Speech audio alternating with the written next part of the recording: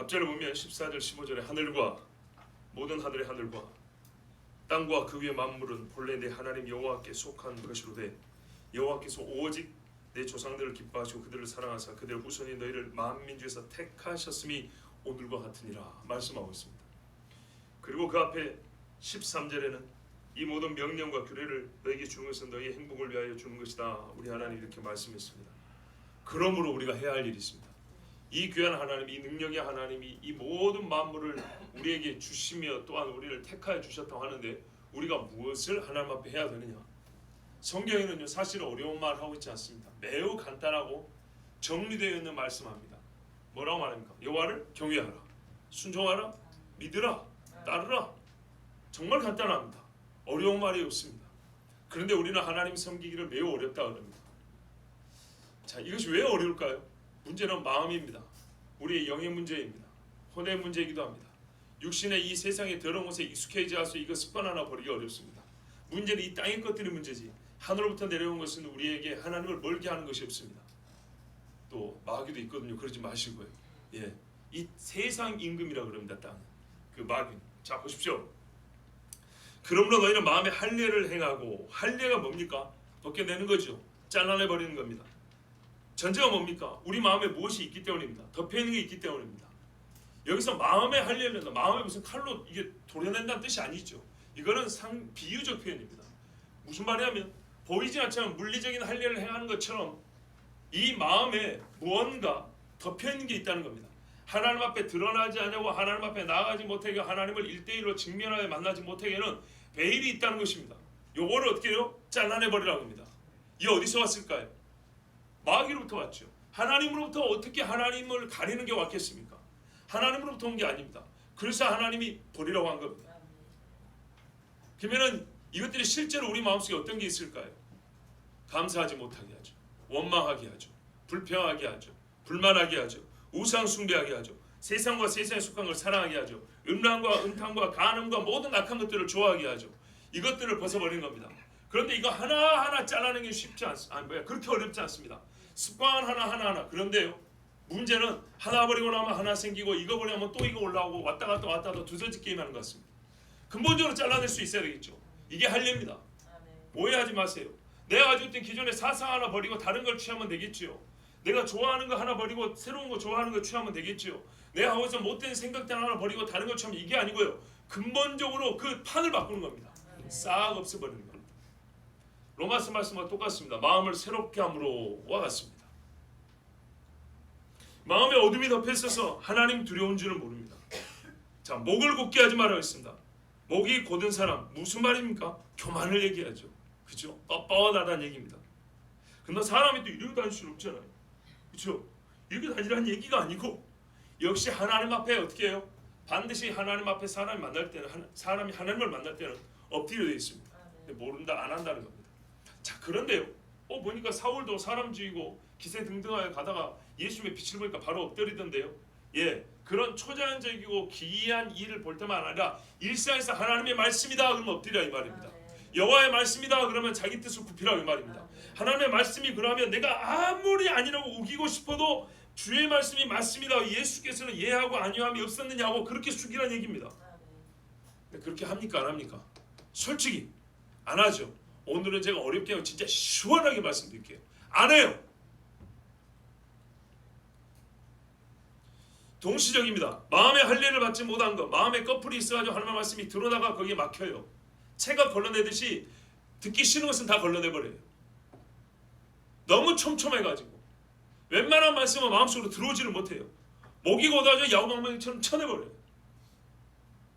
이게 인간의 삶입니다. 이 두 가지는 같이 갑니다. 마음이 할례받지 못한 사람은 실제로 겉보기는 목이 곧고요. 목이 곧은 사람은 마음은 따뜻한데 다 거짓말입니다. 마음도 악합니다. 하나님 말씀합니다. 이 두 가지 동시에 말합니다. 마음에 할례를 해가고 목을 곧게 하지 말라. 겸손하라, 순종하라. 바꿔 말하면 여호와 하나님을 두려워하라. 그리고 어떻게 해요? 하나님의 주신 은혜를 저버리는 죄를 짓지 말라는 겁니다. 왜 이렇게 해서 할 수 있냐? 제가 그래서 아까 14절 15절 읽었죠. 14절 15절 보세요. 하나님의 크심과 하나님의 은혜 요약하면 두 가지를 말씀하고 있습니다. 그치요? 이 크다는 게 무슨 등치 크다는 얘기 아닌가 아시죠? 하나님의 신성 그 자체를 말하고 있습니다. 그 신성 앞에 마음의 할례를 받아 이런 하나님이므로 이 하나님이 너희를 택하셨으므로 하나님의 크심과 하나님의 은혜 이 두 가지 앞에 사람이 어떻게 해요? 마음의 할례를 받지만 마음이 가려져 있다는 덮여 있다는 거예요. 목이 곧다는 거예요. 이걸 하지 말라는 말은 무슨 말입니까? 겸손하라는 얘기죠. 두려워하란 말이죠. 경배하라 엎드리란 말이죠. 그래서 결론이 20절입니다.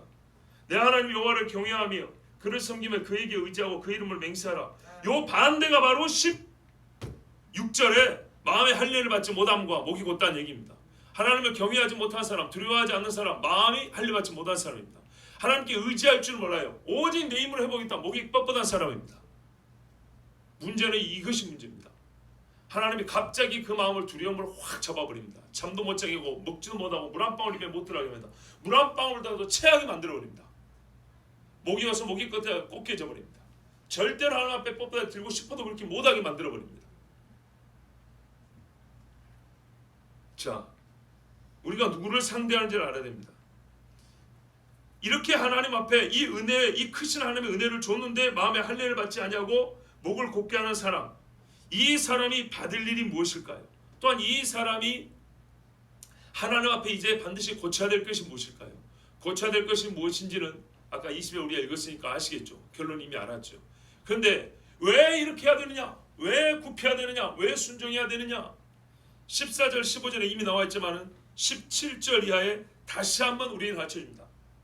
이거는 저 멀리서 우리가 지난 과거가 아니라 지금 직면하고 있는 하나님, 내가 상대하고 있는 하나님을 보여줍니다. 너희 하나님 여호와는 신의 신이시며 마귀들도 신으로 모시는 유일한 분입니다. 제 표현을 여러분 잘 곱씹어 들어보십시오. 제가 오늘 짧고 시원하게 말씀 전하려고 요약에 정리했으니까 길게 하지 않을 테니까 잘 들으세요. 귀신도 신이죠. 귀신도 저분이 신이라고 인정하는 분이 하나님이십니다. 마귀들도 신으로 모시는 유일한 분입니다. 마귀도 말이죠. 이 악한 영들 지그들끼리 신이라고 말 안 해요. 마귀들도 이분만 오면 신이라고 딱 엎드립니다. 걸어서하지만 귀신 모셨죠. 옛 뱀의 용이 누구에게 잡힙니까? 오직 한 분에게만 잡힙니다. 자칭 신이라고 사람들로부터 신으로 숭배를 받는 것들이 당신만이 신이라고 고백하는 분이 바로 이분입니다. 누구요? 너희 하나님 여호와입니다. 또한 주라고 불려지는 보세요. 이는 주의 주시오. 주라고 불려지는 모든 것들은 실상 종에 불과하다는 것을 인정하게 만드는 분입니다. 느부갓네살 왕이 이 천하의 모든 것은 내 것이다 그랬죠. 미쳐버렸습니다. 깨달은 게 뭡니까? 이 땅의 주인은 여호와시다. 이제부터 여호와 외에는 경배받을 분이 없으시다. 이렇게 만드신 분이 하나님이십니다. 고레스 왕이 뭐라 그럽니까? 그 엄청난 바벨론을 엎어버렸습니다. 바벨론을 엎어버렸는데도 자기가 뭐라 그래요? 왕이 되자마자 여호와 하나님을 숭배하는 섬기는 자들은 가라. 내가 다 돌려주겠다. 이건 내 것이 아니다.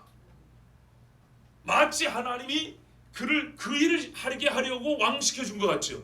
바로 그겁니다. 자기가 왜 왕이 됐는지를 압니다. 그가 우리처럼 철저한 신앙이라는 뜻으로 말한 것은 아닙니다. 그러나 자기가 왕이 됐을 때 누가 그에게 명령했습니까? 자, 물어봅시다.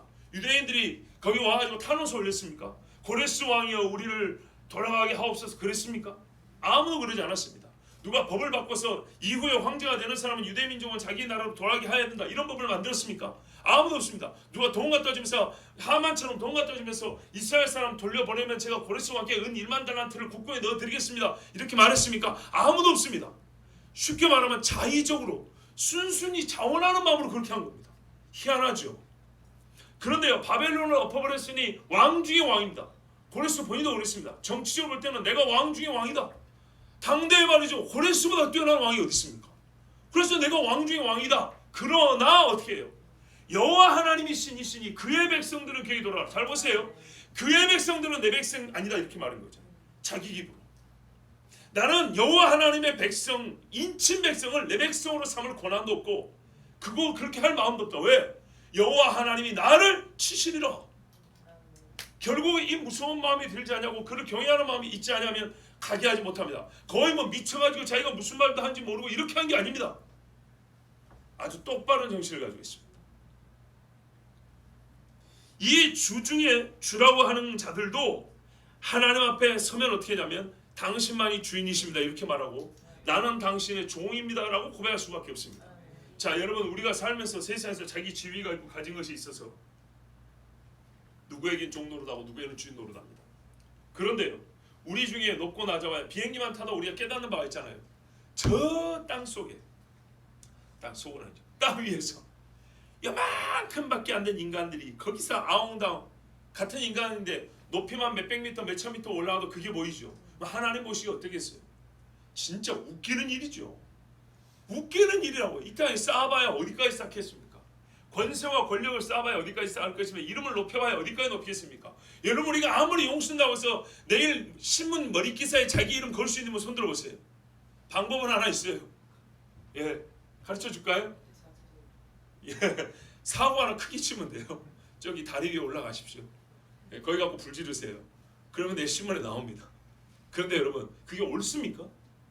그 옳은 일이야죠. 옳은 일로 말미암아 자기 이름을 높인 사람, 그리고 그 높였다 하더라도 그 이름을 영원히 간직할 수 있는 사람이 있을까요? 아무도 없습니다. 이 땅에 주라고 하는 사람은 반드시 하나님 앞에 하면 다 종에 불과한 걸 깨닫게 됩니다. 자, 이거 실감이 안 나시죠? 실감이 안 나죠. 문제는 이게 실감이 안 난다는 거야. 듣기는 우리의 신앙이 있기 때문에 그럼요 하지만 실감이 안 난다는 겁니다. 한번 아파보세요. 예, 밥맛이 떨어지고요, 몸무게가 쭉쭉 빠지고요, 일어서 걸을 힘도 한번 없어보세요. 한 번쯤은 있으셨을 겁니다. 근데 그게 짧죠. 하루 이틀하고 지나가죠. 길어봐야 한 일주일. 예, 살면 살수록 그날이 길어집니다. 이제 점점 길어집니다. 젊은이들이 감기를 한 이틀이면 낫죠. 예, 이제 나이 먹으면 일주일 걸려요. 더 가면 합병증을 걸고 한 달 가요. 예, 조금 안 좋으면은 거기다 폐렴 걸려가지고 가십니다. 실제로 그렇죠. 저는 진짜 이야기를 하고 있습니다. 실제 있는 이야기. 우리의 육신은 아무리 힘이 높고 아무리 가진 게 많아봐야 이렇게 연약합니다. 하나님 앞에 어떻게 해요? 나는 종입니다 라고 낮출 수밖에 없습니다. 지금 눈이 밝아서 안경 쓰고 계시면은 안경을 써도 쓰면 그래도 보이죠. 때가 되면 안경 써도 안 보입니다. 문제는 뭐냐? 눈꺼풀을 들 힘이 없다는 겁니다. 이게 안 들어집니다. 그때가 옵니다. 그때가 와요. 그 증거가 뭔지 아세요? 계속 쳐지고 있잖아요. 들어보세요. 들어집니까? 안에 있으면 들어집니까? 안 들어지죠? 20년 전 사진에서 이게 이렇게 올라와 있었거든요. 그죠? 아무리 애를 써도 터집니다. 못 이깁니다. 앞으로 30년 지나면 이거 들고 싶어도 못 듭니다. 아무리 리프팅하고 여기 뭐 막고 해봐야 더 무겁습니다. 못 들어요. 하나님 앞에 눈 떠 있고 글 읽을 수 있을 때 말씀 보는 거예요. 깨어 있을 때 하나님 바라보면서 기도하는 겁니다. 그때가 되면 종인 줄 아는데, 문제는 눈 뜰 때도 하나님 앞에 종인 줄 모르는 사람, 힘 있을 때도, 걸을 수 있을 때도 하나님 앞에 종으로서 살지 않은 사람은 침상에 누워서도 종으로서 살지 않습니다. 고백하지 않습니다. 이것이 문제입니다. 그 전도서에 말합니까? 지혜 중에 지혜를 말하면서 네 젊을 때 너의 창조자를 기억하라. 보십시오. 그 다음에 크고 능하시며 스스로 힘이 있다는 자들의 힘은 주께서 주신 것이고 하나님이 빼앗으시면 아무도 거역할 수 없습니다. 맞지요? 능하시다. 여호와께서 하시는 일을 막을 자가 없습니다. 아수르 군대가 18만 5천이 왔는데 하나님이 그 힘을 뺏어버리니까 다 죽어버렸죠. 사울이 가지고 있던 왕권을 누가 뺏었습니까? 누가 뺏었어요? 하나님이 뺏었죠. 그죠? 르호보암이 솔로몬의 아들입니다. 근데 그 솔로몬의 아들이 갖고 있었던 그 권세를 누가 뺏었습니까? 하나님이 뺏었습니다. 그렇죠. 그 누구도 하나님이 뺏는 것을 막을 수가 없고 잡을 수가 없습니다. 두려우신 하나님이신 바 결론입니다. 왜 이렇게 설명을 했냐? 두려우신 하나님임을 알려고 하는 겁니다. 아까 14절에도 보면 하늘과 하늘 위에 하나님, 모든 것들이 하나님께 속했다 그러잖아요. 그러니까 하나님이 주님이시죠. 이 주님 앞에 내가 무슨 말하면 잡히는 존재예요. 하나님 손 안에 있는 존재예요. 그렇다면 어떻게 한다고요? 첫 번째로 두려워하라입니다. 저는 성경에서 하나님을 만난 사람들 중에 두려워하지 않는 사람 한 번도 본 적이 없다고 여러분께 말씀드렸습니다. 실제 모세가 진짜로 하나님을 만났으니까 어땠습니까? 기드온이 주의 천사를 만났을 때 어떻게 됐던가요? 두렵습니다. 하나님 앞에 변화되지 않은 심정이라든지 아니면 주께 헌신하지 않는 그런 마음으로 주를 만나면 반드시 두렵습니다. 그리고 저는 신앙생활하면서 또 목회생활하면서 제일 화가 나는 것이 이것입니다. 하나님 두려운 줄을 모르는 겁니다. 사람이 하나님 두려운 줄을 모르는 겁니다. 목이 고든 겁니다. 제일 화가 나는 겁니다. 근데 같은 사람이라 제가 어떻게 할 방법은 없습니다. 근데 때가 되면 깨닫습니다. 문제는 그때가 늦게 오면 늦게 올수록 화인데 보통은 하나님은 오래 참으신단 말이에요. 우리 참아주길 바라죠. 그런데 여러분 때로는 참아주기를 안 바라야 돼요. 왜요? 오래 참을수록 죄를 짓는 시간이 길어져요. 오래 참을수록 뒤에 가서 돌아오면 훨씬 더 고생을 해야 돼요. 오래 참아주실수록 하나님이 기다림이 긴 시간만큼 많이 맞아야 돼요. 아주 호되게 맞아야 돼요. 이건 분명한 사실이에요. 그래서 정말 죄로운 것은 지금 당장 맡기 싫어서 지금 당장 고치기 싫어서 그냥 하나님 모른 채 좀 넘어가 주시길, 이건 이 세상이 가르치는 신학이에요. 그때마다 아침마다 고백하고 저녁마다 주님 앞에 고하는 거예요. 그래서 용서를 받는 거예요. 이게 최고예요. 그렇지 않냐고 기다려주고 참아주길, 참아주죠. 모르니까. 그런데 알면서도 시간을 지체하고 자꾸 뒤로 미루는 것은, 그것은 돌이킬 수 없는 지경을 자기 스스로 초래하는 겁니다. 나중에는요, 입을 열어서 고백하고 싶은데 입이 안 떨어집니다.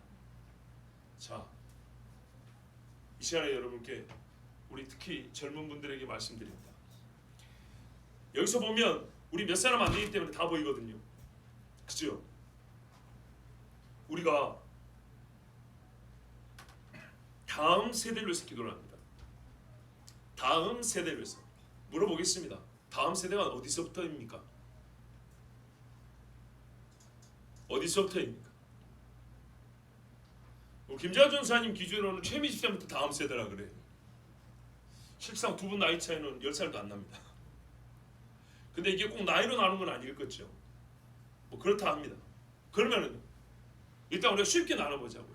자, 30대부터 다음 세대를 합시다.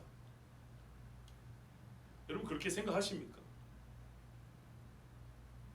스스로 다음 세대로 생각합니까? 근데 저분들은 어떻게 생각하냐면 우리 저 철부지 뛰노는 애들을 다음 세대로 생각하거든요. 맞죠? 자연스럽게 그런 생각이 들어요. 그런데 우리 최 장로님 같은 연세에서 보면 다음 세대가 누구로 보일까요? 이게 이제 연령이 올라갑니다. 잘하면 50대까지 올라갑니다. 왜요? 솔직히 말해서 50대가 70대하고 맞먹는다는 것은 이거는 말도 안 되고 기분도 별로 안 좋은 이야기거든요. 그렇죠? 우리 분명히 하고 기도하자고요. 다음 세대 누구를 가르쳐 기도하는 겁니까? 누굽니까?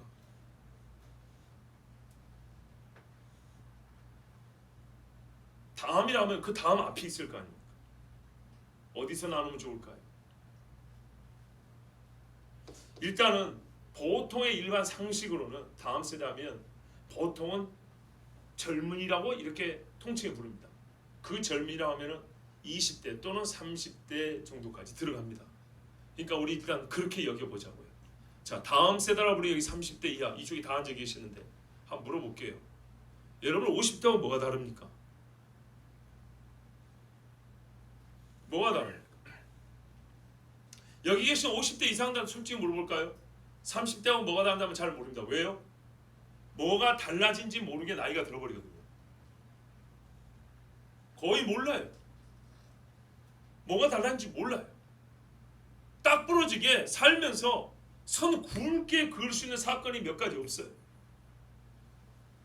불신자에서 신자 되는 이 큰 차이, 이 정도 말고, 그래서 신자가 되어서 뭔가 변화가 되죠. 그거 말고 기본적으로 살면서 우리 속 생각이 그렇게 쉽게 바뀌지 않아요. 여러분 많이 바뀐 것 같죠? 예수 믿고 바뀐 것 같죠? 사람 새 사람 된 것 같죠? 어느 날 한번 이렇게 우리가 말해 어른들이 했죠. 송곳 이렇게 꼬부라진다 그러죠. 한번 꼬부라지기 시작하면 옛날 모습 그대로 나와요. 하나도 안 달라졌어. 그죠? 여기 목이 고든 사람, 마음이 할 일을 받지 못한 사람께 어른들만 생각나죠. 제가 청년 사람에서 매일 청년한테 야단쳐도 이거거든요. 착각하지 말라고. 너희 부모 세대만 전부 다 마음이 할 일을 못 받고 목이 곧고 전부 다 막 이게 못 되쳐먹는 것 같지. 너희는 어리다는 것에서 약간 뭐랄까요, 호혜적인 점수를 받을지 모르지만은 솔직히 아무 차이가 없다고. 여러분도 기분 나쁘면 쾌 틀어진 거 똑같아요. 성희 형제, 기도원 갔다 와서 은혜 충만했지, 그지? 요즘에 또 흐리멍텅이 있는 거 알지? 옆으로 와서 앉으세요. 뒤로. 그렇게 앉으면 보이지도 않아. 저는 정말로 우리 다음 세대の청년들에게 말하고 싶어요. 여러분이 와가지고 기도하면서 어른들은 왜 기도를 안 할까? 어른들은 왜 예배 드릴까 될까? 이 모양 이대로면 여러분 그대로 가는 거예요. 그대로. 왜 갑자기 이야기를 꺼내냐? 너무 여러분 넉넉히 듣는 게 대한 기분이 나빠요. 솔직히 말해서. 내 설교를 두렵고 떨리고 들으라는 게 아니라 하나님의 말씀 너무 익숙해가지고 이 젊은이들이 말이죠. 젊은이들조차도 이제는 너무 편하게 되는 게 제가 기분이 안 좋아요. 이래가지고 다음 세대라고 맨날 해봐야 아무 소용없어요. 여러분 자식들 자신 있습니까? 정말 이 자식들이 젊으니까 항상 옳던가요? 젊으니까 항상 막 심장이 벌떡벌떡 뛰는 그런 막 솟구치는 맑은 피를 뿜어내는 그런 자녀들이었는가요? 절대 그렇지 않습니다. 그대로 나이가 들어갑니다. 시간이 언제 가는지도 모르게 나이 들어갑니다. 하나님 앞에 열정과 하나님 앞에 기도하는 것은 그때마다 다시 마음을 새롭게 됩니다. 그때마다. 그렇지 않으면 여러분 똑같아집니다. 똑같아집니다. 특히 선교한다고 절대 착각하지 마세요. 선교 예배할 줄 모르는 사람이 무슨 선교예요? 교회를 모르는 사람이 무슨 선교야?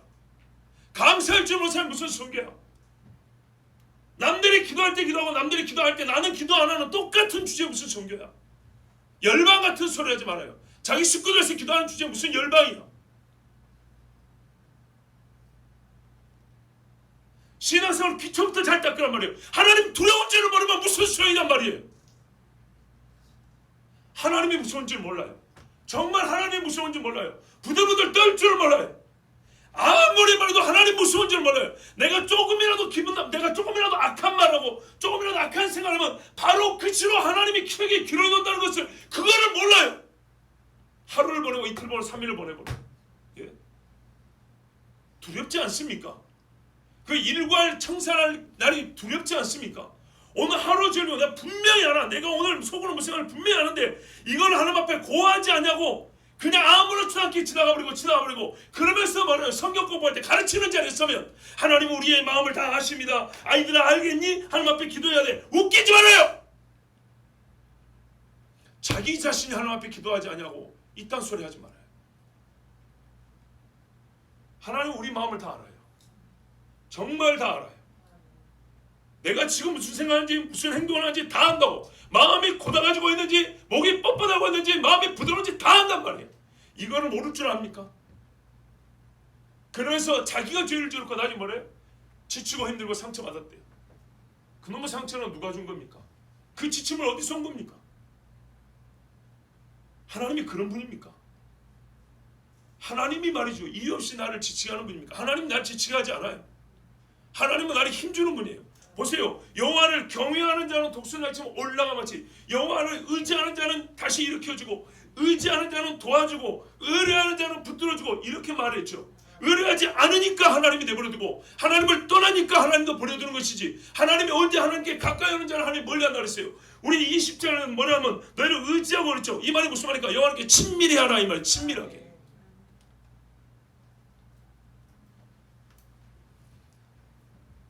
두려우신 하나님. 나이가 들면 사람이 40이 넘으면 바뀌지 않는다 그래요. 나는 그 말을 믿지 않습니다. 말은 왜? 분명히 바뀌니까요. 분명히 바뀌니까 나는 그 말을 믿지 않아요. 그러나 바뀌기가 어렵다는 건 인정을 해요. 그러나 제가 어릴 때부터 지금 이제 40 넘고 살아보니까 진짜 중요한 거 한 가지 있어요. 이거는 우리가 사람과 사람을 대할 때는요. 건전한 상식과 경험칙이 중요합니다. 잘 보세요. 하나님 주신 양심과 상식과 경험에 대하여 우리가 여기에 정직하기만 해도 많은 것들을 알 수 있고 사람이기 때문에 사람의 삶에 대하여 꽤나 많은 걸 알 수 있습니다. 제 자신이 30년 가까이 해본 겁니다. 중학교 올라갈 때부터 항상 하나님 앞에 회개 기도를 제일 많이 했어요. 제일 열심히 했어요. 지금까지 신앙생활을 지켜온 비결이나 저는 비결, 비법 이런 거 좋아하지 않는데 표현을 하자면 지금까지 이 정도의 신앙생활을 지켜올 수 있는 비법은요. 회개기도예요. 진짜로 회개기도예요. 그때마다 생각날 때마다 미루지 않냐고 회개하는 거예요. 하나님 무서운 줄 알기 때문에. 정말 다른 거 아니에요. 하나님이 어떤 분인지 알기 때문에. 왜? 그날 가면은 반드시 그 죄를 하나님 말씀합니다. 반드시 얘기합니다. 그런데 친구끼리 얘기하고 창피한데 수많은 셀 수 없는 영혼들과 하늘의 천국 앞에 천사 앞에서 하나님이 나의 죄를 읊어냅니다. 견딜 자신 있습니까? 나 그거 견딜 자신 없어요. 내 판사 앞에도 서보니까 죄 한 가지 갖고 사람 앞에 서도 두부들 떨려서 못 서겠어요. 무서워서. 하나님 앞에 어떻게 서려고요? 예? 사람을 외모로 보지 아니하시고 뇌물을 받지 않냐고. 비정상적인 방법 통하지 않아요. 뇌물, 하나님이 실제로 누가 돈 주면 좋아합니까? 아나니아 삽비라 하나님하고 지금 장난하죠. 뇌물이라고 말했지만 뇌물적 성격이 있는 것들, 뇌물의 성격이 있는 것들. 내 하나님 이러니까 이번에 좀 잘 마시고 저러면 잘 마시고. 하나님은 하나님이 정한 법 외에 다른 법을 따르지 않아요. 근데 이 뇌물이라는 말 그 자체가 뭡니까? 하나님의 법을 스스로 깨라는 인간의 요구예요. 대신에 나의 법에 의하면 이것이 나은 거니까 내가 줄 테니까 하나님의 법을 잠시 내려놓으십시오라는 아주 방지하고 오만하기 그지없는 짓입니다. 하나님이 그렇게 하실까요? 그렇게 안 합니다. 사람을 외모로 보지 아니하시기 때문이죠. 그래봐야 사람의 외모만 바꿀 뿐이고, 사람들은 그 외모를 보고 그 사람의 뭡니까? 그러니까 이 외모는 꼭 생김새만 말하는 거 아니죠. 지위나 권력이나 관계나 차후의 그의 장래성이나 여러 가지를 보고 판단합니다. 이 판단이 다 무익하다는 건 아닙니다. 우리는 지금 본질적인 얘기를 하고 있습니다. 신자로서 하나님의 백성으로서 일단은 이게 이스라엘이니까요. 이스라엘이라고 불리는 사람, 우리는 더 큰 복을 받았잖아요. 이방인으로 돼 예수 그리스도로 구원을 받았잖아요. 그러면 이방인 주제에 예수 그리스도로 구원을 받은 우리에게는 이 말씀 훨씬 더 엄격해야 됩니다. 사람을 외모로 보지 아니하십니다. 그래서도 두려워하란 말이에요. 처음부터 나를 부를 때 외모를 보고 부르지 않으셨어요. 잘 봐보세요. 내가 행한 바 내 행위의 의로움으로 나를 구원한 게 아니었습니다. 나를 처음부터 부르실 때 행위로 부르지 아니하셨는데 이후에는 나의 외모를 보고 부른 것이 아닌데 이후에는 나의 외모를 보실 것 같습니까? 천만의 말씀입니다. 하나님 아버지 앞에 겉의 것은 다 소용없이 가림막으로 소용없이 관통이 되어버리고요. 속의 것이다 보입니다. 다윗에게 기름 부을 때 그랬지요. 너는 사무엘조차도 사람의 외모를 보나 나의 여호와는 외모를 보지 아니하나니 이렇게 말했습니다. 다윗은 그 집의 제일 어린아이입니다. 옷도 잘 꿰주자고요. 요셉처럼 그렇게 색동을 입혀주지 않았습니다. 형들은 금세금세 돌아왔는데 막내라고 째서 양을 치고 있었습니다. 하나님 그렇게 말씀하셨어요. 외모를 보지 아니한다 그랬어요. 사람을 외모로 보지 아니하시며 사람의 외모를 어떤 분이 이렇게 되어 있죠. 개의치 아니하시고. 예, 사람이 외적으로 행하는 모든 것 하나님 앞에 무언가 불법적이고 위법적이고 하나님 앞에 스스로 잘해보려고 자기의 마음대로 자기 법대로 하는 짓거리들을 하나님 어떻게 한다고요? 개의치 않아요. 없는 것처럼 취급해버립니다. 죽은 사람 보듯이 죽은 것처럼 취급해버립니다. 사람은 그걸 가지고 뭔가를 해버리죠. 살아있는 것의 특징은 움직임이죠. 움직여보려 하는데 하나님은 그걸로요 움직이지 못하게 묶어버립니다. 반드시 그렇게 합니다.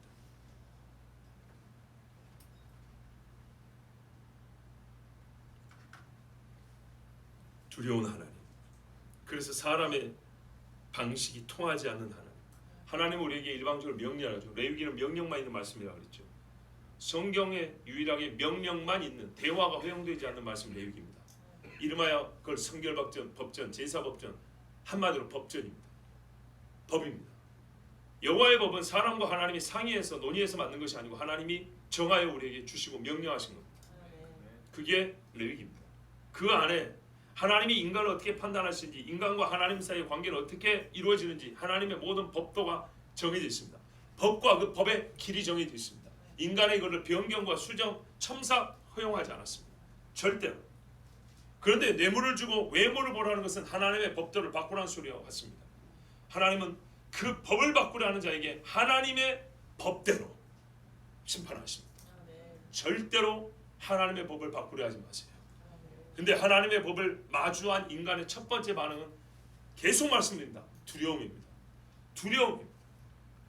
여러분 오늘 하루도 죄 없는 사람 있으면 두렵지 마십시오. 지금도 죄 안 짓고 계신 분 있으면 두려워하지 마십시오. 어제도 나는 지은 죄를 다 회개했다, 100% 회개했다고 생각하시는 분들은 하나님을 만만히 여기셔도 괜찮습니다. 의로운 분이니까. 의인끼리 서로 겸상하십시오. 그러나 나는 하나님 앞에 죄진 것이 있다면 반드시 두려워하십시오. 절대로 두려워하세요. 꼭 두려워하세요. 이거를 여러분 말로만 하지 말고 진짜로 두려워야 돼요. 왜? 하나님이 지금 말씀하는 걸 여러분 듣고 계시고 분명히 입으로 말하는 걸 하나님 지금 또 들었어요. 이 들음에 대해 책임을 져야 합니다. 아까 덜 끝냈던 이야기예요. 지금까지 신앙 지킬 수 있었던 길이 뭐라고요? 회개했다고요. 엊그저께 우리 교육자 수련회 때 이런 고백을 했어요. 나는 말이 유리하지 못하다. 저희 집사람이 저한테 그럽니다. 왜 이렇게 말을 못하냐고. 그렇게 핀자 내지는 책망할 때가 많습니다. 생각보다 많습니다. 제가 생각해도 요즘에 그 수사 그게 말하는 법을 배운 사람들 알지만 뭐 웅변학원을 다닌 사람들 알지만 요즘에 좀 배웠다는 사람들 말 잘하거든요. 딱딱딱딱 듣기도 좋게 요리해서 잘했고 먹여줍니다. 나 별로 그렇게 말을 잘 못합니다. 그렇게 이렇게 들어가기 좋게 말을 못합니다. 그리고 기도도 제가 스스로 알아요. 정말 유려한 기도, 아주 그 품격 있는 언어를 쓴다거나 아니면은 정말 이 정제되어 있는 진짜 신앙생활에서 이렇게 곰고 따듬고 다듬어지는 언어 잘 못 씁니다. 말이 문법도 안 맞고 왔다 갔다 해도 제가 생각해도 막 기도가 막히기도 이리 갔다 저리 갔다. 진짜 말이 천방지축입니다. 제가 스스로 생각하기 그렇습니다. 그런데요, 그것이 꼭 잘한 건 아니지만 한편으로 긍정적 의미가 하나 있다고 그랬습니다. 우리 전도사님들께, 우리 교육자들께 아닌데 그것이 가진 긍정적, 내 스스로에게 이게 뭘 의미하냐? 나이에 비해서 그렇게 많이 타락하지 않았다는 증거다. 나는 그렇게 본다. 적어도 여러분 그거 아십니까? 저 제 나이에 담임 목사 된 사람들 돌아 알거든요. 제가 앞에 모셨던 목사님은 40에 담임 목사 됐어요. 그리고 5년을 섬겼어요. 그분 밑에서. 이게 저 거의 같은 나이 때 이렇게 섬겼어요. 말씀이 아주 깔끔해요. 예, 고급 식당 하면 과일 아주 멋들게 깎아 놓는 것처럼 뭐 그렇게까지 표현할 수 있어요 모르지만 하여튼 저하고 비교하면 저는 아주 거칠기 그지없고 그분은 말씀이 아주 정돈이 잘 되어 있고 아주 젠틀한 그런 화법을 구사하는 분이에요.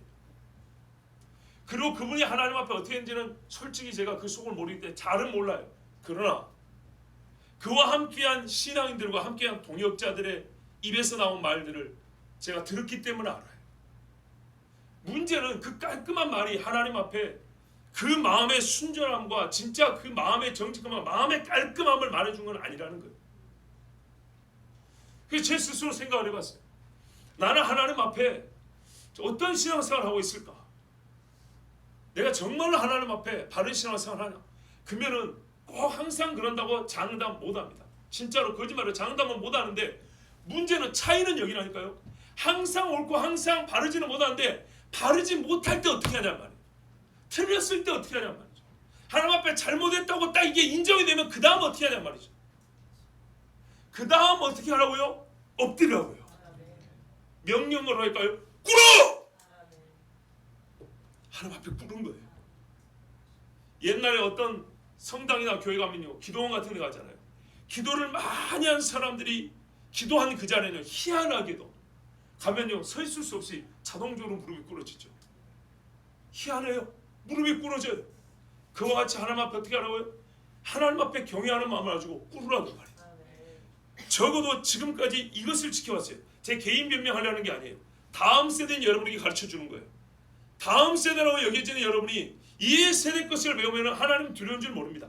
절대로 하나님 두려운 줄 모르고 결국에는 아무리 겸손하고 아무리 잘난 체해도 결국 자기 뜻대로 살아갑니다. 제가 주의하고 싶은 게 뭔지 압니까?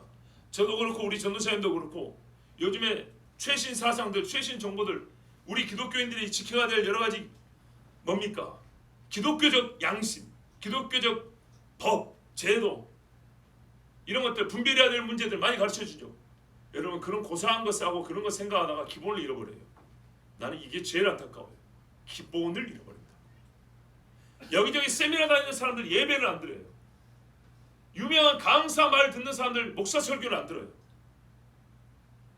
구호 외치는 사람들 기도를 안 해요. 다 그런다는 게 아니고 기본적으로 해야 될 것, 하나님 앞에 자기를 낮추고 주님 나를 용서하옵소서로 이렇게 자기를 낮춰서 계속 하나님 말씀 가장 기본적인부터 이거를 견지하면서 그 위에 쌓아가는 것 절대로 잊어버리면 안 됩니다. 절대로. 그래서 아까 선교하는 분들 제가 주의를 준 겁니다. 여러분들이 이 여기 있는 성도들을 보시면 알겠지만 이분들 없이 여러분 선교할 수 있습니까? 말은 할 수 있죠. 외국 가서 하기 어렵죠. 교회에서 증명을 안 해주고 신앙의 증명을 안 해주면 어디 가서 자기의 신뢰를 자기 신뢰성을 사람들 앞에 증거하기 어렵죠. 성경 사도행전을 보세요. 서로 추천하고 편지하여 보증, 그렇죠. 보증을 해줬어요. 이거 반드시 필요합니다. 아셔야 됩니다. 여러분 천사가 아닙니다. 천사처럼 날아가서 불칼 휘둘면서 복음 전하는 게 아닙니다. 우리의 연약함을 다 그대로 갖고 하는 겁니다. 이걸 갖고 복음을 전하는데 도움이 없이 될까요? 함께하는 동역자 없이 될까요? 절대 안 됩니다. 하나님은 우리를 천사처럼 날아다니게 만들지 않으셨어요. 안 먹어도 배 안 고프게 그렇게 만들지 않으셨어요. 안 배워도 배운 거 다 안 까먹게, 한 번 들은 거 안 까먹게 그렇게 만들지 않으셨어요. 다 까먹어요. 한 번 겸수해서 무릎 꿇으면 그게 천년만년 아니요. 1분, 짧게는 1분, 길어봐야 한 1, 2년 가고 없어지게 다 그렇게 그런 존재예요. 그래서 하나님 다시 말씀하고 또 칩니다. 광야에서 하신 말씀들도 보세요. 그러므로 끊임없이 듣고 끊임없이 겸손해야 합니다. 반복해서. 그래서요 회개 기도가 중요한 겁니다. 그것이 또 습관이 되면 진짜 말 그대로 하나님 앞에 형식적인 기도 되지 않겠습니까? 그거는 본인이 조심해야 될, 알아서 하시고 일단 방법적으로는 회개하며 하나님 앞에 늘 자기를 낮추는 일 반드시 해야 됩니다. 용기 있게 외칠 때는 외치되 죄를 말하는 거예요. 죄와 허물에 대해서는 하나님 앞에 반드시 낮춰야 됩니다. 내가 기분 나쁘니까 회개도 안 해. 이거는 큰일 날 소리예요. 왜 기분 나쁜 거 회개하고 연결시킵니까? 나 기분 나쁘면 에라 안 그래 죽든지 말든 수술하는 그런 사람 있어요 없어요? 없지요. 없어요. 아이 더럽고 기분 나빠서 오늘 기말고사 안 쳐. 아는 그런 적 있어요 없어? 없지요. 선생님이 막 기분 나빠서 학교 안 가? 하루는 그럴 수 있어. 그러나 졸업장 받으면 어떻게 해? 학교 와야지. 주님 앞에 서는 게 졸업장보다 가치가 없습니까? 그런 거 아니죠. 우리 다음 세대들 하나님을 두려워한 절대로 잊지 마십시오. 절대로. 그리고요 우리 어른 세대도 마찬가지입니다. 다음 세대를 생각하니까 우리가 뭔가를 놓쳤다는 생각이 들었어요. 여러분 보세요. 다음 세대가 장년이 되면 여러분은 다 돌아가십니까? 돌아가시고 안 계십니까? 계시죠. 근데 어떤 상태로 계시죠? 더 나이 드신 상태로 계시죠. 더 나이 드신 상태로 계시기 때문에 어떤 분은 리더십을 발휘하고 싶어도 너무 연로하여 발휘하지 못할 때가 되겠죠. 그렇죠. 자 앞으로 우리 여기 있는 20대 청년이 10년 있으면 30대가 돼요. 아니면 우리 중고등 용빈이가 지금 18이지 20년 있으면 38 돼요. 그래 최용빈 집사, 이용빈 집사가 될 거예요. 뭐 별일 없으면 그죠? 빠르면 장로 될 수 있어요. 자 하여튼 간에 이용빈이 우리 교회에 진짜 기둥 같은 일꾼이 됐어요. 20년 후에 여기 계신 분들 중에 상당수는 힘이 없어서 그때는 용빈이가 어버지가 될 상황이에요. 뭘 하고 싶어도 못 하게 될 거예요. 그런데요 여기 40대는요 없네. 그래요. 저는 저하고 저희 집사람 60대가 됩니다. 그죠? 보세요. 여전히 리더십을 갖고 있습니다.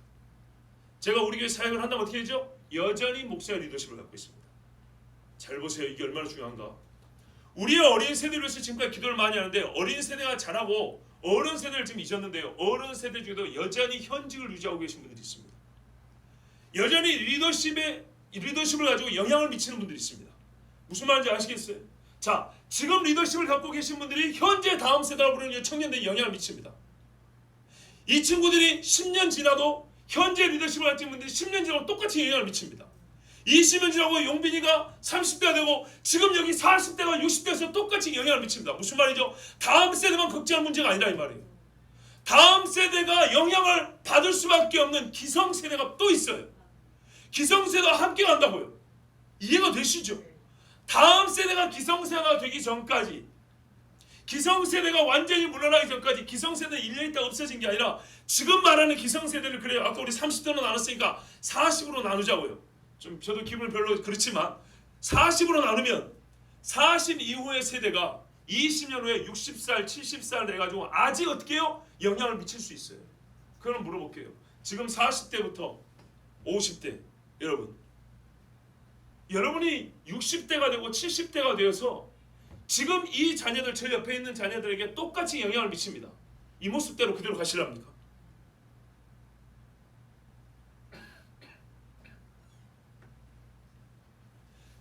지금 우리가 정신을 차리고 청년들만 얘기하고 어린아이들 얘기하는데, 표현하자면 하나님 앞에 깨어있지 않고 마음에 할례받지 못한 기성세대 이렇게 있다면 이렇게 간다고요. 이렇게 얘들이 올라올 때 이게 무너진 게 아니라 기성세대가 앞으로 영향력이 20년 더 미친다 이 말입니다. 여러분이 20년 영향을 더 미친다고요.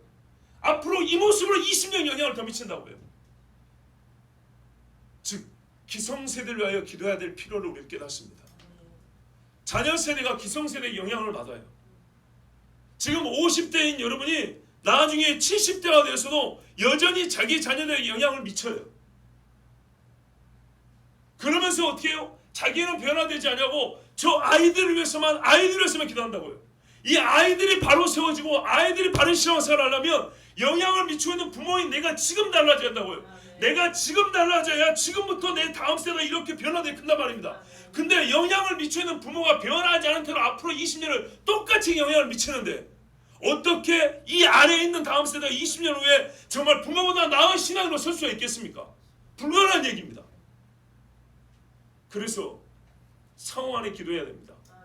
무슨 말씀인지 충분히 이해하셨죠? 예, 자녀 세대는 어른 세대를 위하여 기도해야 되고 어른 세대는 자녀 세대를 위하여 기도하고 또한 자기 자신을 위해 기도해야 됩니다. 여러분, 우리가 지금 신명기를 듣고 있습니다. 신명기 보세요. 말하자면 한 세대 차이입니다. 한 세대 전 사람들과 그 다음 세대 사람들이 하나님 앞에 40년 간격으로 지금 서 있습니다. 그런데 율법의 내용, 즉 선포하는 말씀의 내용이 다릅니까? 같습니까? 같다 그 말입니다. 똑같다 그 말입니다. 왜 그럴까요? 40년 같이 살았다고요. 40살짜리가 1살짜리 애를 낳았어요. 40년 살고 이 사람이 80이 되고 여기가 40이 됐어요. 얘가 1살부터 40살 갈 때까지 누구한테 영향을 받았을까요? 그 불순종하는 세대 중에 40살 먹었던 사람한테 영향을 받은 거 아닙니까? 그죠? 맞지요? 거기 영향을 받고 컸지요. 만약에 이 세대가 완전히 새롭게 됐다면 이 사람들이 똑같은 말을 들을 필요 없이 그 다음을 들어도 됩니다. 이와 같은 경고와 무서운 하나님의 형벌을 예언하는 이 말씀, 너희 잘못하면 이제 28장까지 가면 32장에도 가면 뒤로 가면 더 무섭습니다. 아직은 그래도 회고입니다. 옛날에 이랬다 저랬다고. 뒤에는 이제 결론이 나옵니다. 무슨 한 장의 결론이 있지만 신명기 전체의 결론이 뒤에 나온다고요. 그 뒤에 결론이 뭡니까? 요약하면 첫 말씀 그대로입니다. 여호와를 기억하고 경외하고 하나님 말씀 순종해. 그렇지 아니하면 너희는 어떻게 한다? 망할 것이다. 그런데 모세가 말합니까? 너희는 이전 세대와 다르지 아니하여 가나안에 들어가면 이러이러한 할 짓을 할 줄 내가 안다 이렇게 말을 해버렸어요. 답이 나와버렸어요. 뭐가 다르죠?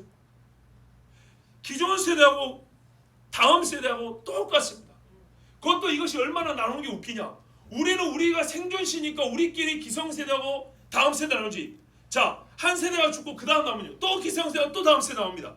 이게 반복되는 거거든요. 그러니까 사실 기성이고 새 세대고 이런 구분 필요 없이 모두가 그 즉시로 변화돼야 되는 겁니다.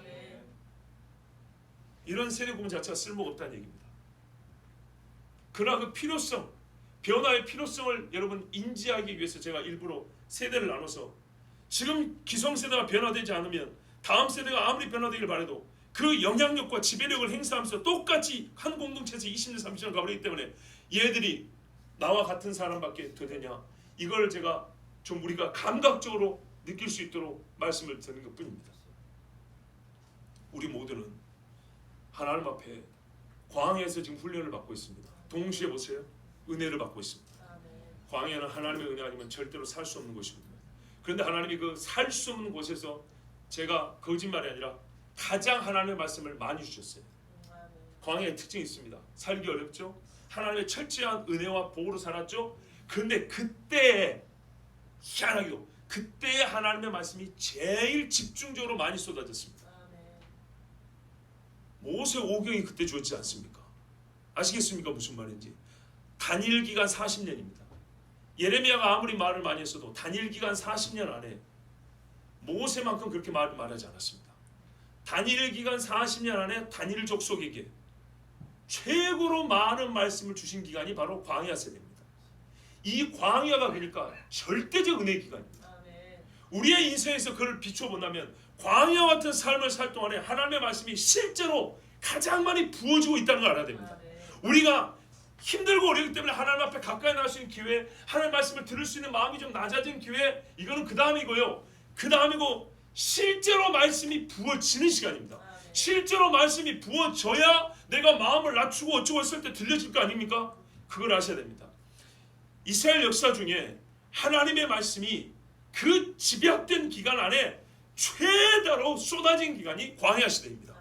그렇다면 이것을 우리의 삶에 그대로 고사해 갖고 오면 국가와 민족이든 교회든 간에 힘들고 어려울 때 하나님의 절대적 보호를 체험하고 있을 그 순간에 하나님의 말씀이 가장 뭡니까? 억수처럼 폭포처럼 쏟아지고 있는 시간입니다. 저는 여러분이 저 자신을 보고 교만하다 하더라도 이거는 그냥 말하겠어요. 보세요.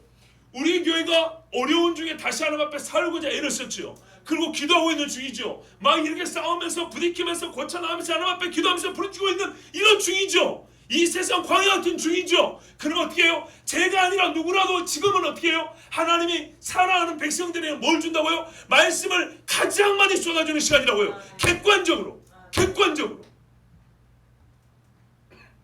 그렇지 않은 백성은 버림받은 백성입니다. 그런데도 불구하고 그것을 알지 못하는 백성은 역시 마음에 할례 갖지 못하고 목이 고된 사람이에요. 실제로 그렇습니다.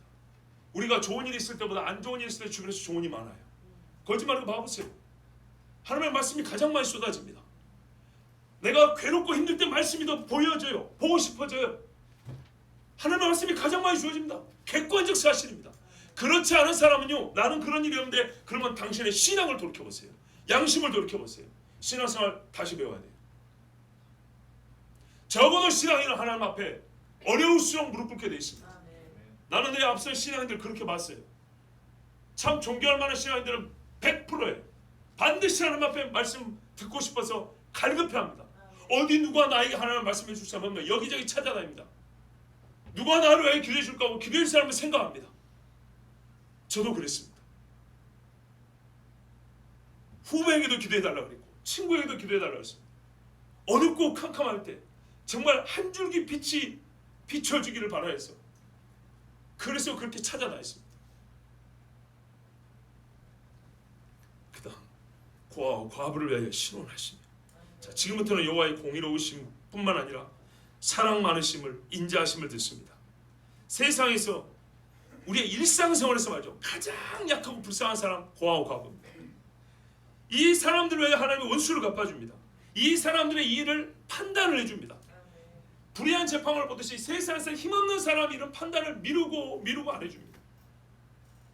그를 돕는 판단 말입니다. 힘이 있는 사람의 판단은 그가 죄 지은 것을 또 미루죠. 벌을 안 받게 하기 위해서. 이게 불의한 것이 세상입니다. 이 가난하고 힘없는 사람들의 판단을 누가 해줍니까? 누구도 이들에 대해 관여하고 싶어 하지 않습니다. 자기에게 떨어지는 것이 없기 때문에 관여하고 싶지 않습니다. 피곤할 뿐이죠. 그런데 하나님은요, 사람을 외모를 보지 아니하시죠. 콩콩을 떨어진 걸 처음부터 바라지 아니하시죠. 정말입니다. 그래서 어떻게 해요? 하나님은 그들을 사랑하시고 공의로우신 본인의 속성에 따라 외부적 조건이 아니라 본인 자신의 근거에 의하여 자기 자신이 근거가 되어서 고아의 일에 관여하시고 과부의 삶을 돌봐주십니다. 하나님은 고아와 과부를 해치는 사람을 그 죄값을 묻습니다.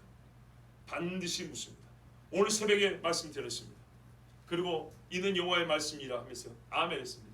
우리가 세상에서 장담을 하지 말았는데 장담해야 할 일이 세 가지 있다.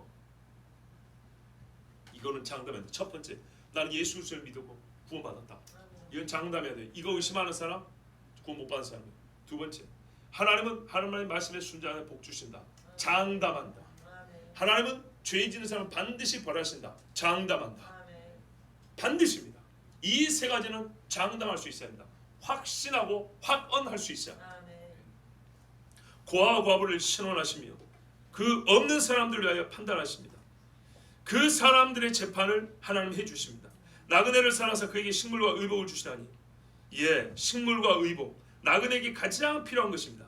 나그네는 외국 사람이라는 뜻만 가지고 있는 것이 아닙니다. 떠돌입니다. 환영하는 자가 없고 거주와 정착할 곳이 정해지지 않은 사람. 누군가 예상 밖의 환영을 해주지 아니하면 인간으로서의 품위를 지키기 어려운 사람. 품위가 뭔지 아시죠? 옷은 사람답게 입어야지요. 털처럼 아니 짐승처럼 털을 길어 살 수는 없지 않습니까? 음식도 사람다운 음식을 먹어야죠. 개밥 먹을 수는 없지 않습니까? 먹어도 죽진 않지만은 그 개밥집에서 내가 당신을 알려 주는 거야 이럴 수는 없지 않습니까? 하나님 말씀 보세요. 나그네라는 사람은요, 제가 아까 말씀 예상 밖의 환영이 아니면 제대로 인간의 품위를 지킬 수 없어요.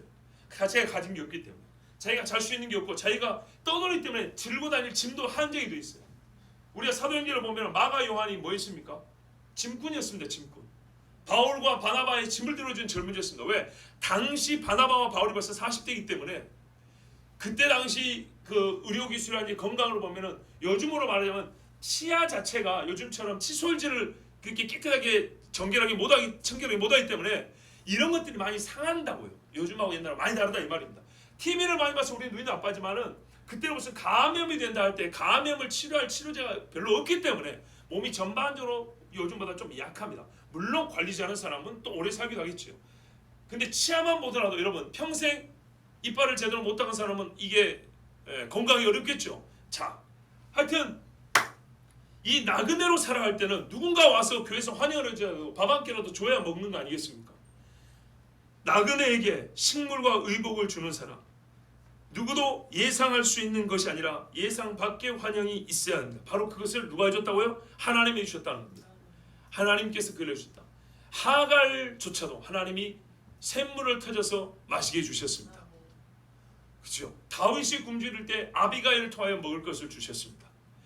저기 도망갈 때 바르실레 같은 노인을 불러다가 하나님이 정말 그 따르는 무리와 함께 배고프지 않고 강을 건널 수 있도록 그 광야의 길을 걸어갈 수 있도록 힘을 복돋게 해주셨습니다. 엘리야 같은 경우도 나그네의 삶을 살았죠. 예, 저기 호렙산 가는데 누가 뭘 먹을 걸 줍니까? 급하게 떠나오는데 어디서 자기가 돈을 챙겼겠으며 먹을 걸 챙기겠습니까? 하나님이 먹을 것을 주십니다.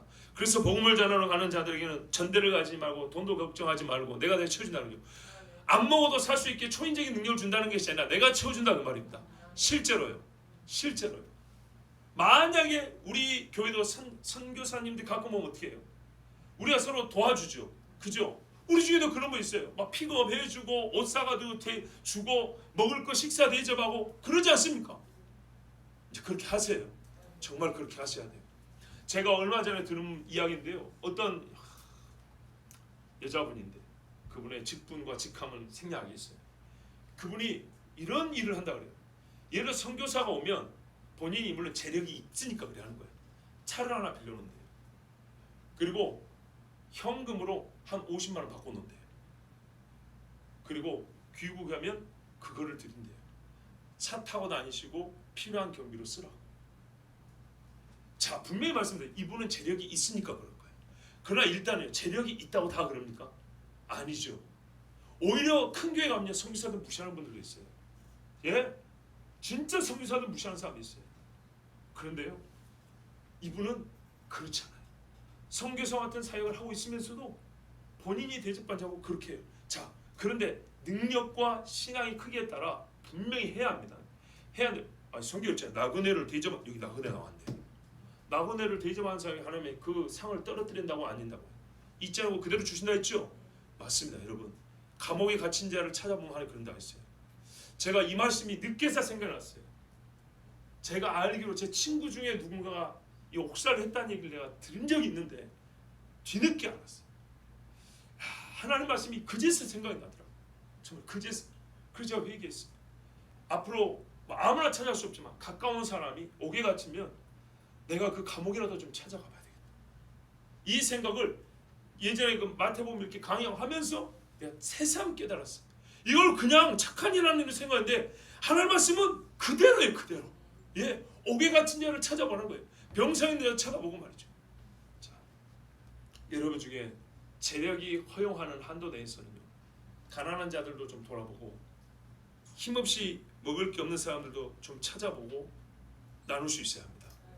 그래서 나 자신도 하나님 뭐랍니까? 네가 한 것을 내가 다 본다 그랬어요. 너희는 떠나려가는 물에다 흘러가는 물에다가 가지를 던진 줄 아는데 그거 아니다 그랬어요. 선을 행한 사람은 그렇게 생각한대요.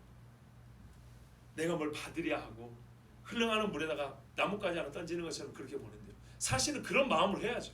뭘 받겠다는 게 아니라 그런데요. 그래서 사람들은 보통 그냥 잊어버려 이런데, 근데 하나님은 어쩐다고요? 안 잊는다는 거예요. 7배, 8배 다시 돌아오게 한다는 거예요. 그걸 받겠다는 것이 아니라 이게 신앙이에요. 이게 하나님의 약속이라고요. 나는 하나님의 약속을 그대로 말합니다. 나그네를 사랑하고 그에게 식물과 의복을 주면 어떻게 합니까? 하나님이요 식물과 의복을 반드시 줍니다. 확신이 없으세요? 지금은 식물과 의복이 있으니까 별로 이거 뭐 그러든지 말든지, 아니요. 때가 되면요 이때가 옵니다. 예. 요즘 아이들은 너무 호강을 해가지고 먹는 것도 입는 것도 귀한 줄 몰라요. 오늘 저희 자녀들은 밥처럼 먹으면서 애들이 말을 안 듣길래 제가 그랬어요. 지나가는 말로 머지않아 환란이 오면 아빠가 너희들하고 밥도 못 먹을 날이 온다. 나는 그래서 너희하고 밥 먹을 수 있을 때 이렇게 애써서 식탁을 준비해서 내가 같이 밥을 먹으려 한다. 알겠냐? 그런 생각으로 밥을 채 먹습니다. 그런 생각으로 애들이 피곤하고 막 왔다 갔다 하지만 한 방에서 잡니다. 한 방에서 자는 이유가 그겁니다. 제 친구들은 갓난애 때부터 아기가 떠들고 막 울면은 새벽 기도하기 힘들잖아요. 잠 못 자면.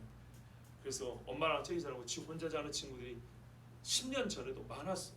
친구들 만나면 다 그런데요. 따로 잔대 혼자. 근데 저는 같이 잡니다. 왜요? 뭐 환경적인 것도 있겠지만 얼마나 같이 잘 날이 있겠어요. 앞으로 생각하면 이렇게 참 괴로운 심정으로 신앙생활합니다. 그래서 여러분 다음 세대고 이 세대고 이렇게 따질 필요 없이 하나님 앞에 무릎 꿇으라는 얘기입니다. 우리가 지금 이렇게 예배하는 것도 얼마나 시간이 주어질 거라고 생각하십니까? 너무 비관적인 게 아니라 이게 장차 분명히 성경에 말한 적그리스도의 환난에 따라 있어요. 얼마나 무섭냐 하면 주께서 감하지 아니하시면 구원받을 사람이 하나도 없다고 했어요. 상상이 됩니까? 임진왜란 그 무서워도요 국민 중에 반도 못 죽였어요. 6.25 전쟁 아무리 무서워도요 우리나라 전 국민 중에 한 10분의 1이나 죽었을까요? 근데 하나님이 멸하기로 작정하면 10분의 1 남는답니다. 이스라엘이요 하나님이 멸했을 때 성경에 분명히 있어요. 10분의 1 남겼다 그래서 10분의 1.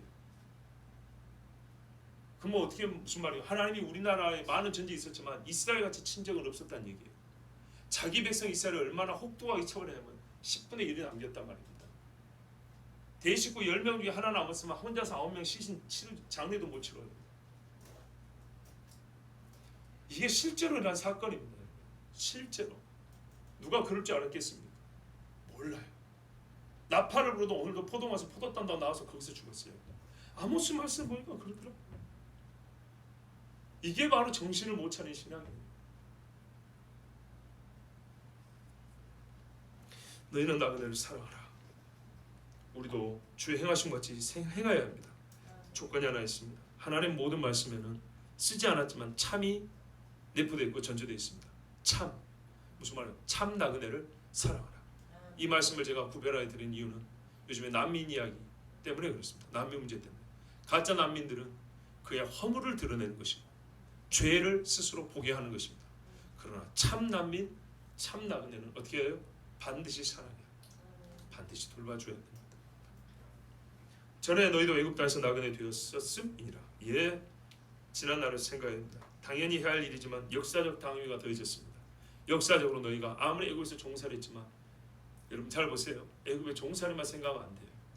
여러분 우리끼리도 마찬가지예요. 서로 나쁜 것만 생각하지 마세요. 왜 판단은 공정해야 되냐? 하나님 지금 무슨 말이에요? 애굽에서 종살이한 얘기를 하는 게 아니에요. 너희 애굽에 어떻게 들어갔지? 밥 얻어먹으러 들어갔잖아. 그죠? 너희가 거기서 밥 얻어먹고 살았어. 거기서 왕이 너희에게 너희가 그게 무슨 소유지가 있냐? 남의 땅 꽁으로 받았잖아. 안 그렇습니까? 거기서 너희가 번성했지 않냐? 그 무슨 말이에요? 엄청나게 복을 받았단 말이죠. 엄청나게. 언제 정도까지요? 잘 보세요. 시간을 계산하면 이 정도예요. 모세가 태어나서 40년 동안 있다가 80살에서 돌아왔죠. 그럼 모세가 돌아온 시기로부터 80년. 그리고 그때는 애들을 강에 던져 죽이라 그랬죠. 그게 뭐 언제쯤 됐지만 한 1, 2년이니까 뭐 플러스 마이너스 알파 해도 하여튼 80년 정도. 그 다음에 산파들 보고 뭐라 그랬어요? 애기들을 낳으면 아들이면 죽이라 그랬죠.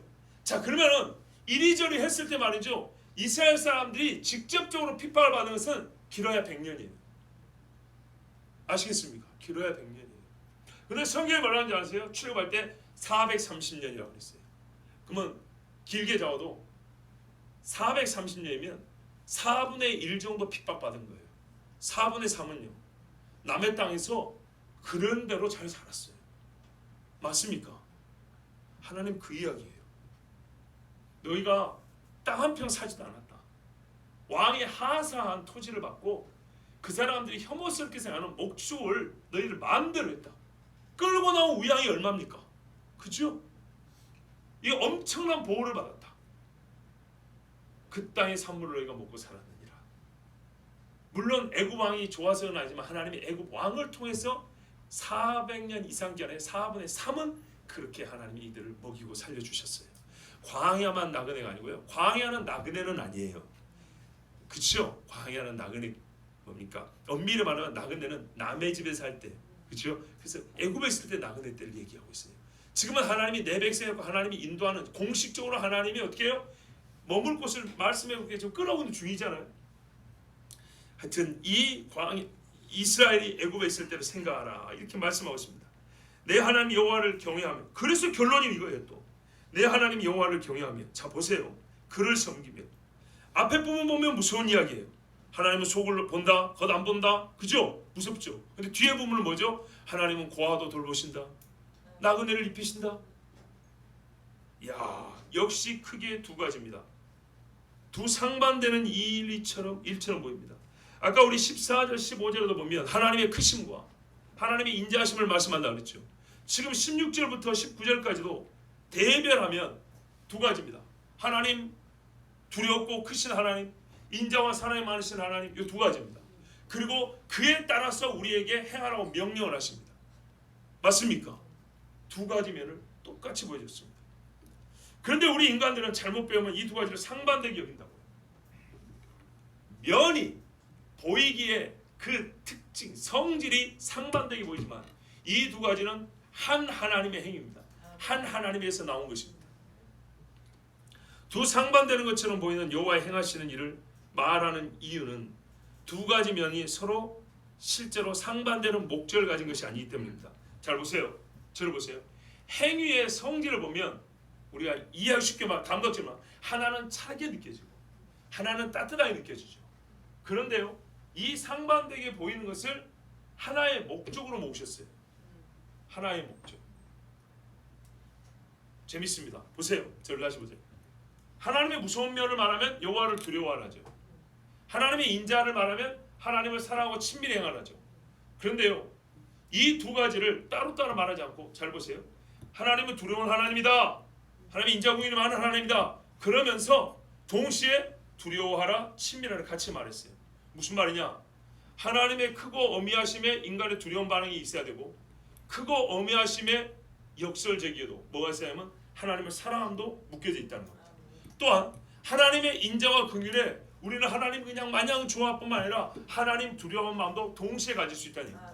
이렇게 되고 이렇게 되기 때문에 이 두 가지, 하나님을 즐거워하며 사람의 시편에 말씀한 대로 여호와를 두려워 떨며 즐거워한다는 이 두 가지가 한꺼번에 하나님이 하시고 싶은 말씀이에요. 즉 여호와의 말씀의 결론은 뭐냐면 하나님을 두려워하고 하나님을 사랑하라, 하나님을, 그러니까 두려움과 사랑으로 하나님을 경외하라는 것이 이게 최종 목적이에요. 최종 목적인데 이 일을 위하여 주님이 말씀할 때 크게 두 가지로 나눠서 말씀하는데, 실제로 두려워할 수 있는 하나님, 사랑하는 하나님을 말씀합니다. 그런데 이것이 서로 이렇게만 연결된 것이 아니라 이렇게도 연결되어서 종합적으로 하나의 목적을 위한 두 가지 측면의 하나님을 가르쳐준다는 얘기입니다. 그래서 결론 부분에 하면은 이거는 이거고 저거는 이렇게 나누지 않고 묶어서 말을 해버립니다. 그에게 친근하고 그 이름으로 맹세하라 그랬습니다. 다시 말씀드립니다. 두려움을 말씀하는 이유는 두려움으로 그치는 것이 아니고 주께 친밀하고 주의 이름으로만 말하라는 것이고 그 이름을 부르기를 즐거워하라는 명령과 함께합니다. 사랑과 인자를 말씀하는 이유도 친밀하고 주로 맹세하라는 것만이 아니라 이 사랑에 두려워하고 섬기는 이유로 삼으라는 목적에서 주신 겁니다. 사랑이 너무 크면요 그 사랑을 벗어난다는 것이 우리에게 두려움입니다. 이 사랑 없이 내가 어찌 살까 하는 두려움이 있습니다. 그렇죠? 하나님이 두려운데 이 두려운 하나님이 어떻게 해요? 하나님이 어떻게 했어요? 순종하는 자는 지켜준다 그랬거든요. 그 힘으로. 그 힘을 어디다 쓴다 그랬어요? 악인에게 쓴다 그랬죠. 그럼 보세요. 내가 하나님 말씀 때 순종하고 선을 행하면요 이 두렵고 크신 하나님이요 두려운 게 아니에요. 내 편이기 때문에 나에게 평안과 안녕이 있는 것입니다. 자, 하나님 아버지의 말씀 제가 여러분에게 참 오늘 짧게 하려는데도 이렇게 길게 말씀드린 이유를 다시 한번 기억하십시오. 여호와를 두려워하고 여호와를 사랑하라. 이 말씀을 전 세대와 다음 세대 할 것 없이 모든 세대가 들어야 합니다. 지금처럼 하나님 두려워할 줄도 모르고 하나님 정말 사랑할 줄도 모르고 내가 조금 하나님 앞에 뭔가가 좀 걸리는 게 있으면 그거를 고백할 수 있어야 되고 내가 뭔가가 좀 괴로움이 있어도 뭔가 좀 불편함이 있어도 하나님 앞에 예배할 때만큼은 사람한테 짓는 그 표정 그 행동 하나님 앞에 하지 마세요. 정말로.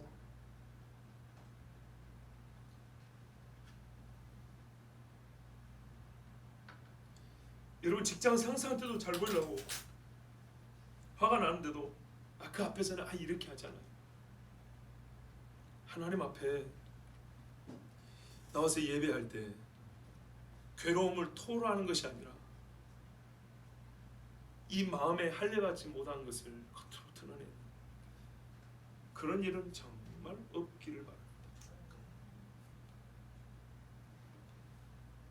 우리 하나님이 이와 같은 명령들 여기 보면 전부 다 명령인데 이런 명령들을 주신 이유는 우리의 더 나은 삶과 신앙을 위한 것이지만 보다 솔직히 말하면 이 마땅한 행위와 마음이 우리에게 없기 때문입니다. 광야 생활 40년 지나도 없었어요. 이 말씀이 들려지 않은 날들은 악한 날들이죠.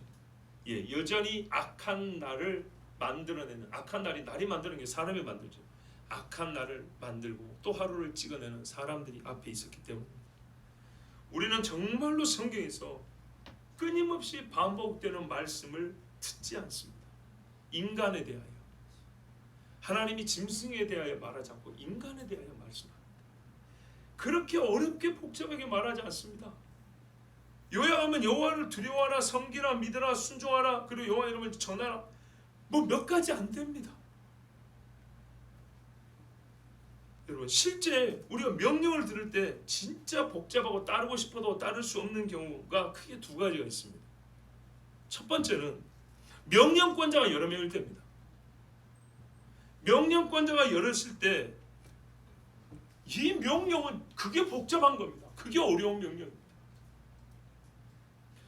여호와의 자리에 여호와 외에 다른 이들이 있을 때마다 여러분 마음에는 하나님 외에 다른 이가 명령권자로 내가 됐든지 나 아닌 누가 됐든지 간에 하나님 자리에 또 다른 명령권자가 서 있는 동안에는 하나님의 말씀은요 볼 때마다 너무 힘들고 너무 괴로운 말씀으로 그쳐버립니다. 명령권자를 다 없으세요. 하나님이 명령권자를 어떻게 해요? 내가 부한데 아니요. 위에 계신 하나님이 명령권자이시기 때문에 하나님 말씀드려요. 너희는 우상을 제하라 그러잖아요. 제해집니다. 그거. 내 자아를 하나님 앞에 내 자신을 낮추라 그러잖아요. 낮춰집니다. 하나님 명령을 내려주세요. 나를 낮추라고 명령을 내려주세요.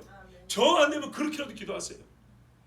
명령권자가 하나님 외에 누군가가 더 있게 되면 내 속에 또 다른 법이 있으니 법은 강제잖아요. 명령도 강제입니다. 또 다른 법이 있고 또 다른 명령권자 있으면 이것은 복잡한데 하나님은 항상 말해요. 나 여호와 말한다. 성경에 또 다른 명령권자가 어디 있습니까? 이 말씀은 전체로서 하나님 한 분이 나에게 주신 명령입니다. 두 번째, 어떤 경우에 명령이 괴롭냐 안 되냐 단 한 사람이 명령권자를 할지라도 그 명령권자가 악할 때입니다. 악한 것을 명령할 때입니다. 악하지 않은 명령은요 보세요. 준행함에 있어서 수고는 있지만 그 명령 자체가 망함과 죄를 범하게 하지 않습니다. 그래서요, 악한 명령은 항상 사망과 고통을 낳고요, 의로운 명령은 순종하기에 약간의 힘듦이 육신으로 하는 거기 때문에 육신의 수고가 따르지만은 그 수고에 비할 바 없는 기쁨과 즐거움이 있습니다. 그러면 한번 여쭤볼게요. 하나님이 악하십니까? 하나님이 불의하십니까? 예. 제가 어릴 때부터 회개한다 그랬죠. 동시에 인정하는 것이 것입니다. 나는 불의하고 여호와는 의로우십니다. 여러분, 우리가 솔직히 예를 두고자고요. 당신 같은 괴로움이 나에게는 없을까요? 나에게 있는 괴로움이 당신에게는 없을까요? 누구나 삶에서 다 비등비등합니다. 다 있습니다. 시차가 있을 뿐입니다. 그리고 모든 사람은 자기가 겪는 고통을 제일로 여기기 때문에 말하자면 모든 사람은 자기가 제일 힘듭니다. 자기가 제일 힘든 거예요. 맞죠? 왜? 남의 고통을 알래야 알아지지도 않아요. 예, 절대 모릅니다. 자, 그렇다면 진작만 할 뿐이지. 좋습니다. 그건 잘못이 아닙니다. 왜? 다 겪는 거니까. 그렇다면 여러분 보세요. 그렇다면 우리 중에 한 사람이라도 차이가 별로 없으니까 우리 중에 한 사람이라도 나는 여호와가 의로우시다고 믿습니다. 내가 믿는 하나님은 항상 옳습니다. 나는 불의할지라도 여호와는 의로우십니다라고 어느 한 사람이 고백한다면 신자는 100% 모두가 그렇게 고백할 수 있습니다. 누구라도. 그러면 당신이 아직 안 겪어봤어요. 그런 말씀 하지 마시라니까. 그는 그의 고통이 제일 커요.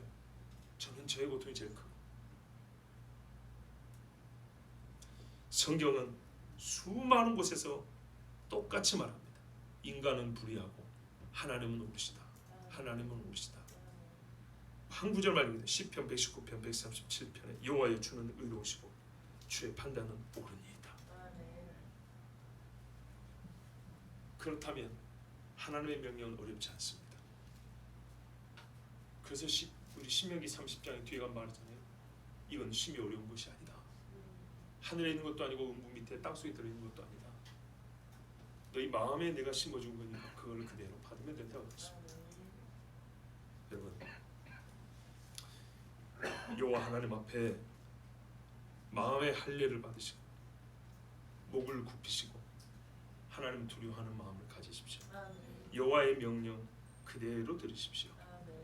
오늘 설교 말씀을 요약하지 않냐고 시편 24편이 또 다른 목소리로 이 말씀을 우리에게 들려주는 것 같아서 자, 시편 24편을 낭독하고 말씀 마치겠습니다.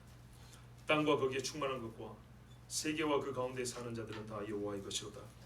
여호와께서 그 터를 바다 위에 세우시며 강들 위에 건설하셨도다. 여호와의 산에 오를 자가 누구며 그의 거룩한 곳에 설 자가 누구인가? 손이 깨끗하며 마음이 청결하며 뜻을 허탄한 데에 두지 아니하며 거짓 맹세하지 아니하는 자로다. 그는 여호와께 복을 받고 구원의 하나님께 의를 얻으리니 이는 여호와를 찾는 족속이요 야곱의 하나님의 얼굴을 구하는 자로다. 문들아 너희 머리를 들지어다. 영원한 문들아 들릴지어다. 영광의 왕이 들어가시리로다. 영광의 왕이 누구시냐? 강하고 능한 여호와시요 전쟁에 능한 여호와시로다. 문들아 너희 머리를 들지어다. 바꿔 말하면 너희 마음을 열지어다. 영원한 문들아 들릴지어다. 바꿔 말하면 너희 머리를 숙이고 왕의 행차를 맞이할지어다. 영광의 왕이 들어가시리로다. 영광의 왕이 누구시냐? 만군의 여호와께서 곧 영광의 왕이시로다. 이 하나님의 이름으로만 맹세하고 기도하고 이 하나님께만 가까이 하십시오. 여호와께 가까이 함이 내게 복입니다. 우리 이 시간 함께 기도합니다.